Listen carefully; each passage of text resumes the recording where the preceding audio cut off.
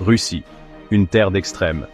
D'un bout à l'autre, elle s'étend sur 11 fuseaux horaires, présentant une incroyable variété de cultures et de paysages.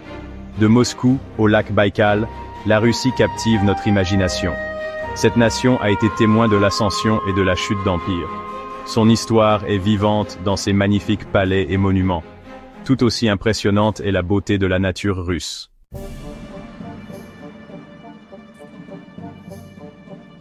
L'histoire de la Russie est une tapisserie de triomphes et de tragédies. Des premières tribus slaves à l'essor de la Russe de Kiev, un puissant État a commencé à émerger. La décision du prince Vladimir d'embrasser le christianisme en 988 a profondément transformé l'esprit et la culture de la Russe. Moscou est devenu le centre de ce nouveau pouvoir. Sous Ivan le Grand, Moscou s'est libéré du joug mongol. Pierre le Grand, un dirigeant visionnaire, a ouvert la Russie à l'Occident. Il a modernisé l'armée, fondé Saint-Pétersbourg et étendu les frontières de l'Empire.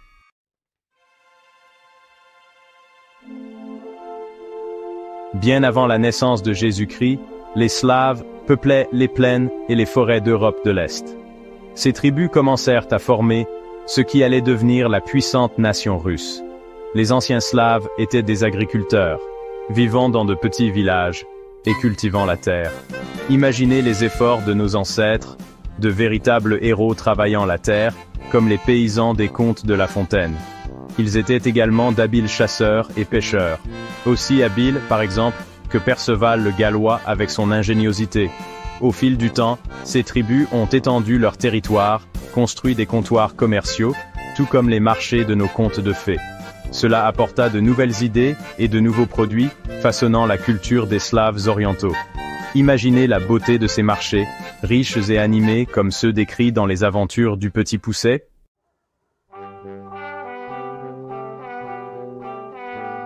Au IXe siècle, une nouvelle puissance a émergé sur la scène historique, la Russe de Kiev. Ce nouvel État, avec Kiev comme capitale, a uni de nombreuses tribus slaves orientales. Selon la légende, un viking nommé Riurik a commencé à régner sur Novgorod vers 862. Son successeur, Oleg, a conquis Kiev en 882, marquant la naissance de la Russe de Kiev. Sous la direction d'Oleg et de ses descendants, la Russe de Kiev a prospéré. Ils ont établi des routes commerciales de la Scandinavie à Byzance, reliant les Varegs aux Grecs. Les dirigeants de la Russe de Kiev ont consolidé leur pouvoir grâce à une armée puissante et à une habile diplomatie. Vladimir le Grand a changé à jamais la Russe de Kiev.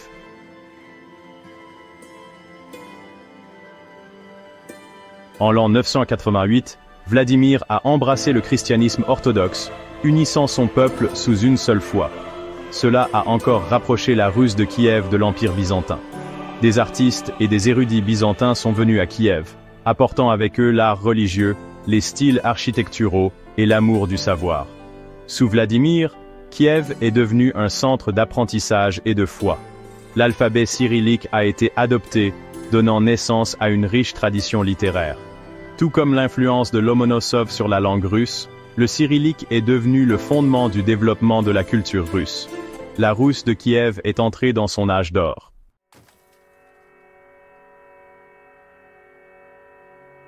Au début du XIIIe siècle, une menace planait sur la Russe de Kiev depuis l'Est. Les Mongols, connus pour leur puissante armée, progressaient en Asie. Au début des années 1200, leur regard se tourna vers l'ouest, en direction de la Russe de Kiev. Les princes russes, divisés et affaiblis par des luttes intestines, telles les cités-États italiennes de la Renaissance, n'étaient pas préparés à un tel tournant des événements.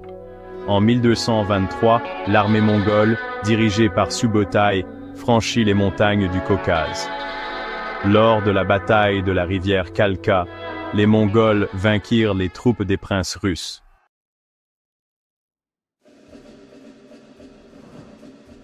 La victoire mongole sur la rivière Kalka n'était que le commencement. En 1237, sous la direction de Batu-Khan, une imposante horde mongole attaqua. Les villes tombèrent les unes après les autres comme des dominos. Les Mongols utilisèrent une armée puissante, des stratégies astucieuses et la peur comme arme. Comme on dit, la peur est mauvaise conseillère. En 1240, les Mongols avaient conquis la Russe de Kiev. Kiev fut dévastée. Ses splendides églises et ses palais furent pillés et incendiés. L'occupation mongole commença.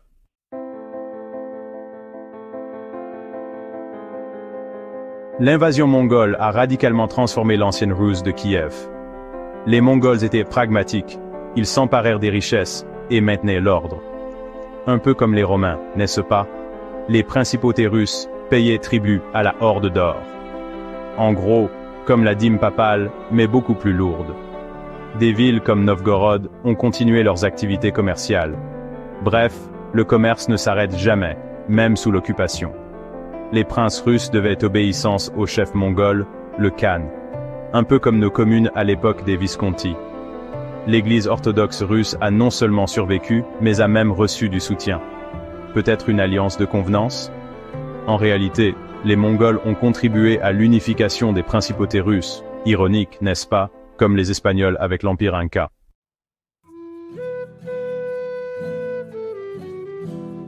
L'invasion mongole mit fin à la Russe de Kiev. Moscou devint le nouveau centre du pouvoir. Les princes de Moscou, descendants d'Alexandre Nevski, étaient d'habiles politiciens, de véritables Machiavel.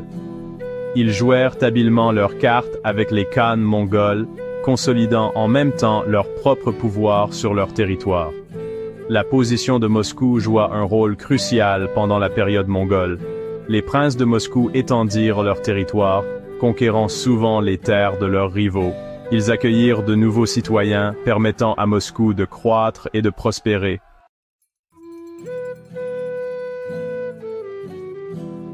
Ivan III, connu sous le nom d'Ivan le Grand, a changé le cours de l'histoire de Moscou.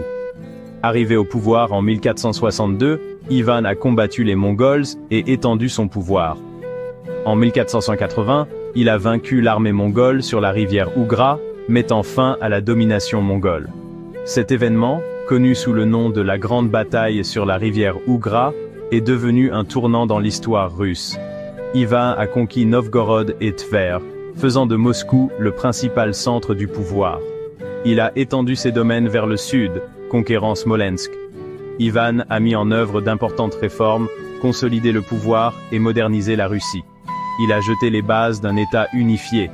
Il a établi des relations avec les pays européens, élargissant les relations internationales de Moscou.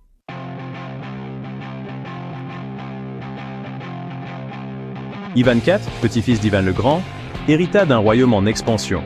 Son accession au trône marqua le début d'une nouvelle ère dans l'histoire russe, pleine de grands triomphes et de terribles tragédies. Couronné tsar en 1554, à l'âge de 16 ans, il devint connu sous le nom d'Ivan le Terrible. Son couronnement fut un événement grandiose, symbolisant le début de son pouvoir absolu. Extrêmement ambitieux et impitoyable, il laissa une marque indélébile sur l'histoire de la Russie. Son règne fut marqué par une expansion territoriale significative et une politique intérieure brutale. Son règne fut une période d'énorme croissance, de troubles intérieurs et de véritable terreur. Les campagnes militaires d'Ivan étendirent le territoire russe, mais ses politiques intérieures créèrent un climat de peur et d'instabilité, une sorte de Saint-Barthélemy russe.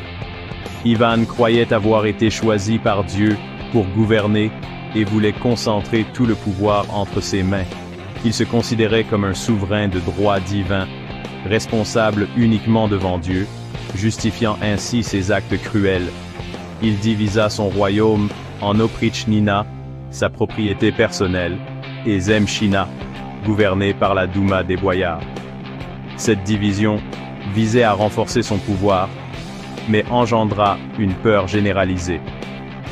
Cette division était censée renforcer Ivan, mais elle engendra davantage de peur et aggrava les problèmes. L'Oprichnina devint l'instrument d'Ivan pour éliminer ses ennemis et instiller la terreur au sein de la population. Les Oprichniki, les gardes d'Ivan, détenaient un pouvoir immense et étaient craints dans tout le pays. Ils étaient connus pour leur cruauté et jouèrent un rôle clé dans la mise en œuvre des politiques brutales d'Ivan. Ils attaquaient tous ceux qu'ils considéraient comme déloyaux, confisquaient leurs terres et les exécutaient. Cela créa un climat de peur et de suspicion qui déstabilisa davantage le royaume. Les boyards, autrefois puissants, furent presque anéantis.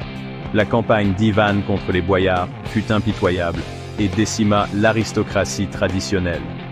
Malgré tous ces problèmes, Ivan continua d'étendre son territoire. Ses conquêtes militaires augmentèrent considérablement la taille de l'État russe. Il conquit Kazan et Astrakhan, prenant le contrôle de la Volga et ouvrant la voie vers la Sibérie. Ces victoires furent cruciales pour l'expansion de la Russie vers l'Est. Il mena également une longue et infructueuse guerre contre la Livonie, qui vida les caisses de l'État et conduisit à de futures guerres. Ce conflit épuisa les ressources de l'État et entraîna une plus grande instabilité.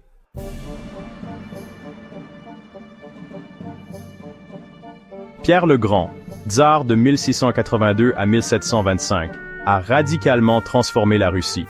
Pierre débordait d'énergie et voulait faire de la Russie une grande puissance européenne. On peut dire qu'il rêvait d'ouvrir une fenêtre sur l'Europe. Il a hérité d'un pays immense, riche en ressources naturelles, mais technologiquement et militairement en retard sur l'Occident. Pierre a mis en œuvre de vastes réformes pour moderniser la Russie. On peut dire qu'il a jeté les bases du développement industriel, à l'instar des Demidov dans l'Oural. Dès son jeune âge, Pierre s'intéressait à l'Occident. Il a passé beaucoup de temps dans le quartier allemand de Moscou dès son enfance. Il fréquentait les étrangers à Moscou, apprenait leur langue et s'imprégnait de leurs idées. En 1697, il a voyagé incognito en Europe occidentale, déguisé en homme du peuple, pour observer de ses propres yeux les progrès de la civilisation occidentale. Imaginez, le tsar en personne se faisant humble. Il a visité des chantiers navals, étudié les armes et rencontré des personnalités importantes. Comme le dit le proverbe, il est allé apprendre chez les meilleurs. À son retour en Russie, Pierre a utilisé ses nouvelles connaissances pour mettre en œuvre de vastes changements. Un véritable réformateur, aussi important que Stolypine. Il a modernisé l'armée, créé une marine à partir de rien et réformé le système gouvernemental. Un véritable tsar des mers.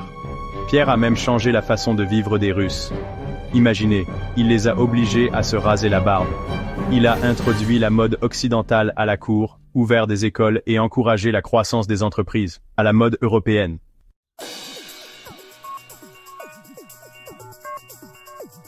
En 1703, Pierre le Grand commença la construction d'une nouvelle ville, Saint-Pétersbourg.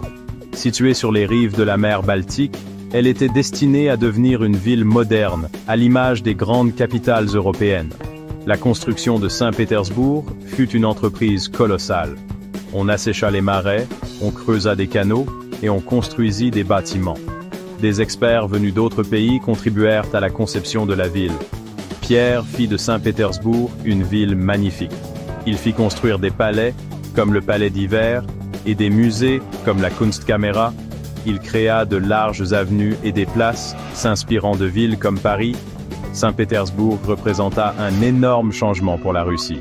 Elle montra le futur de la Russie comme puissance européenne. La ville fut admirée par les Russes ambitieux qui désiraient moderniser leur pays.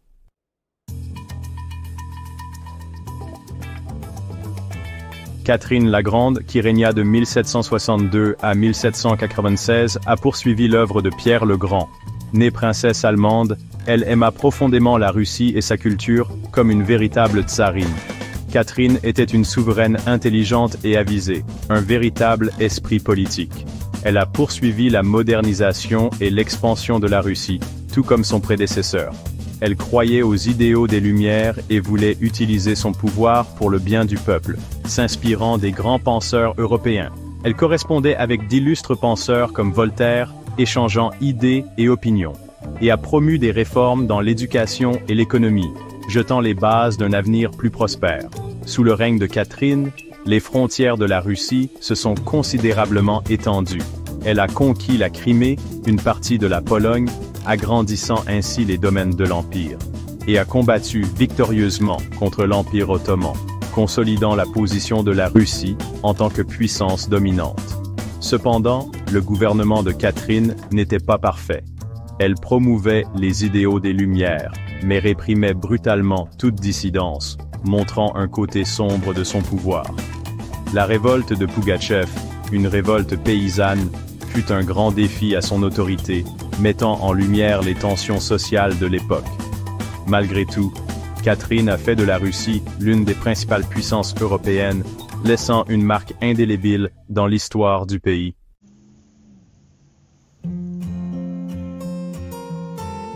À la fin du XIXe siècle, l'Empire russe se trouvait à la croisée des chemins. Sous la direction des Romanov pendant plus de 300 ans, la Russie avait subi de nombreux changements. Mais sous la surface de ces transformations se cachèrent de graves problèmes. Les germes de la révolution étaient semés par l'inégalité et l'oppression.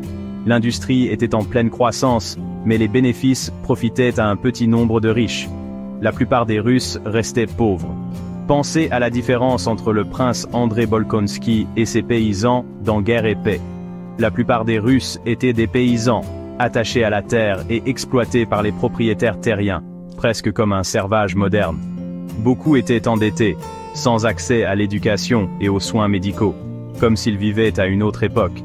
Les ouvriers dans les usines des villes étaient confrontés à des conditions de travail déplorables, des bas salaires et de longues heures, comme dans la mine de charbon de Zola, dans Germinal. Le tsar Nicolas II, indifférent aux problèmes de son peuple, refusait de mettre en œuvre la moindre réforme. Il croyait avoir été mis au pouvoir par Dieu et considérait tout changement comme une menace à son droit divin, comme un nouveau roi soleil.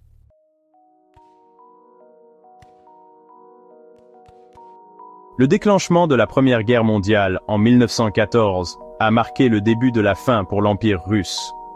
Les problèmes internes du pays, déjà nombreux, ont été amplifiés par le conflit. Plusieurs raisons ont poussé la Russie à la guerre, notamment des accords avec les Alliés et des visées expansionnistes, mais cela s'est avéré être une erreur fatale, aux conséquences désastreuses. L'armée russe, mal préparée, a subi de lourdes défaites contre l'Allemagne. Le manque d'armes modernes et d'entraînement adéquat a conduit à une série de revers. Tel un château de cartes, l'armée tsariste s'est effondrée sous les coups ennemis. Des millions de soldats sont morts, ont été blessés ou ont déserté. Le moral des troupes était au plus bas et la situation semblait désespérée. Un véritable bain de sang. La guerre a mis à rude épreuve l'économie russe. Les usines ne parvenaient pas à satisfaire les besoins de la guerre et les infrastructures se détérioraient. La pauvreté se répandait comme une plaie dans tout le pays. Le gouvernement a continué à imprimer de la monnaie, alimentant une inflation galopante. Les prix ont grimpé en flèche. Le rouble a perdu de sa valeur, et la vie des Russes est devenue de plus en plus difficile. Une situation intenable, pire qu'une comédie italienne. La pénurie de nourriture est devenue un problème dramatique, avec les ressources destinées au front. Les villes souffraient de la faim, la misère et les troubles publics se généralisaient. Des scènes dantesques. Dans ce climat de chaos, les bolcheviks, menés par Vladimir Lénine, ont vu leur chance. Ils ont promis la paix, la terre et du pain, un message qui a trouvé un écho favorable auprès d'une population épuisée par la guerre et la faim. Tel le joueur de flûte de Hamelin, Lénine attirait les masses. Lénine, fin stratège et orateur, visait à renverser le tsar. Il a utilisé la propagande avec une grande efficacité pour diffuser ses idées révolutionnaires et gagner du soutien. Un véritable Machiavel des temps modernes. En février 1917, des grèves et des manifestations à Pétrograd ont dégénéré en une révolution. Ouvriers et soldats se sont unis, réclamant à corps et à cri la fin de la guerre et un changement radical. Comme la prise de la Bastille, un moment historique. Le tsar, désormais incapable de contrôler la situation, a abdiqué, mettant fin au règne des Romanov. Des siècles de domination impériale en Russie ont pris fin. Une époque se terminait. Un gouvernement provisoire, composé de libéraux et de socialistes modérés, a pris le pouvoir, promettant paix et prospérité. Mais leur incapacité à résoudre les problèmes principaux allait bientôt ouvrir la voie à de nouveaux troubles. Un calme apparent avant la tempête.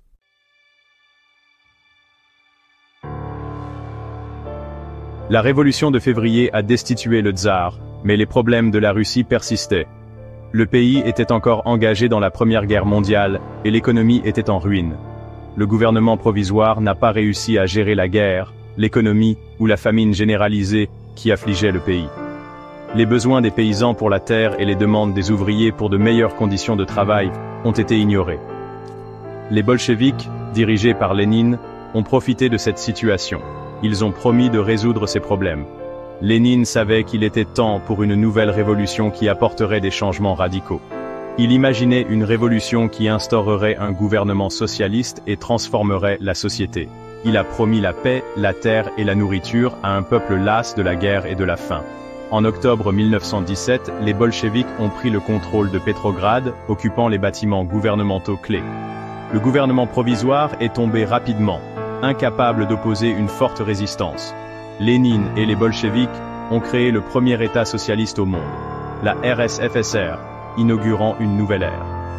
Beaucoup se sont réjouis, croyant que leur vie s'améliorerait. Mais cela a également marqué le début d'une guerre civile, qui a opposé les bolcheviks à leurs nombreux opposants. Les forces anti-bolcheviques, appelées les Blancs, ont combattu contre le nouveau régime, menant à un conflit à grande échelle. La guerre civile a été brutale et dévastatrice, laissant le pays en ruine. Les bolcheviks ont mis en œuvre des changements radicaux pour construire une société socialiste, restructurant l'économie. Ils ont pris le contrôle de l'industrie et de l'agriculture, visant à centraliser la production. Et ils ont créé un système de planification centralisé pour gérer l'économie. Ils ont cherché à éradiquer la religion, considérée comme une menace pour leur idéologie, et à éduquer des citoyens socialistes loyaux par l'éducation et la propagande. L'expérience soviétique avait commencé, ouvrant un nouveau chapitre dans l'histoire du monde.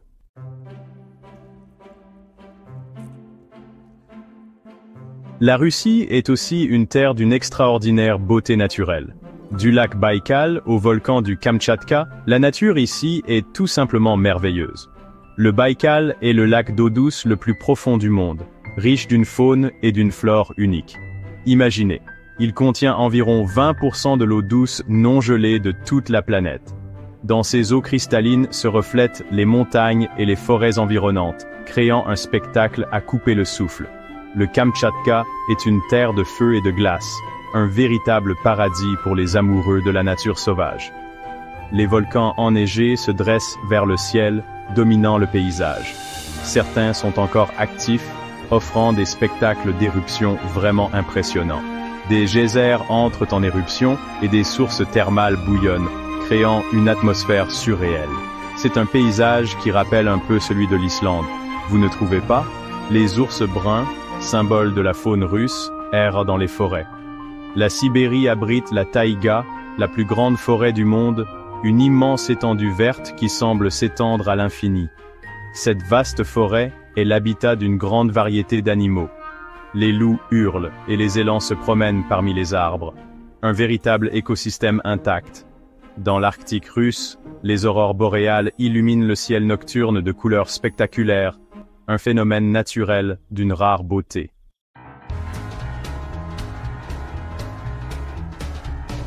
Les bâtiments de la Russie racontent des histoires d'époques révolues. Du Kremlin au Palais d'Hiver, chaque édifice a une histoire à raconter. Le Kremlin de Moscou a longtemps été le centre du pouvoir. Imaginez, c'est comme notre Colisée, un symbole éternel. À l'intérieur de ces murs se trouvent des palais, des cathédrales et des bâtiments gouvernementaux.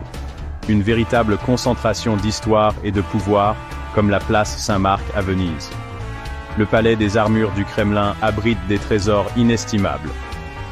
La place Rouge a été témoin de nombreux événements historiques importants. C'est un lieu chargé d'émotions, comme la Piazza del Campo à Sienne pendant le Palio. La cathédrale Saint-Basile, avec ses coupoles colorées, est un exemple emblématique de l'architecture russe. Un peu comme le Duomo de Milan, mais avec une touche de folie en plus. Saint-Pétersbourg est une ville de canaux et de palais. On la surnomme la Venise du Nord. Le Palais d'Hiver abrite aujourd'hui l'Ermitage, un musée riche en chefs-d'œuvre du monde entier. Un trésor comme les offices de Florence. Le Transsibérien traverse la Russie, des villes européennes aux villages de Sibérie. Un voyage épique, comme parcourir l'ancienne Via Francigena. Il montre l'immensité et la diversité du paysage russe. Une expérience qui change la vie, comme escalader les Dolomites.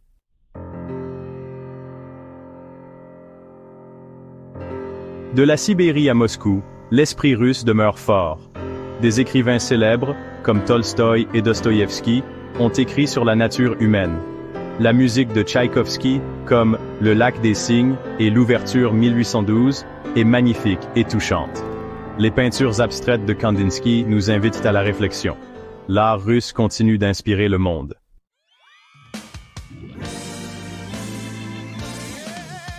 Les traditions russes reflètent une nation qui a surmonté d'innombrables épreuves. Les poupées Matriochka symbolisent la force du peuple russe. Pensez à leur capacité de résistance, tout comme ces poupées, l'une dans l'autre, protégeant le noyau. Les icônes orthodoxes, avec leurs couleurs vives, témoignent d'une foi profonde et enracinée, un élément fondamental de la culture russe. Les danses folkloriques russes expriment la joie et la vitalité du peuple. Une énergie qui leur a permis de surmonter des moments difficiles, comme ceux racontés par Gogol. L'histoire de la Russie ne s'arrête pas là. Tel le fleuve Volga, qui coule sans cesse, la Russie poursuit son chemin. Leur histoire, leur beauté et leur esprit continueront à jouer un rôle important au XXIe siècle. Un héritage précieux, à préserver et à transmettre, comme les contes de Pouchkine. Merci de nous avoir suivis, abonnez-vous à notre chaîne, paix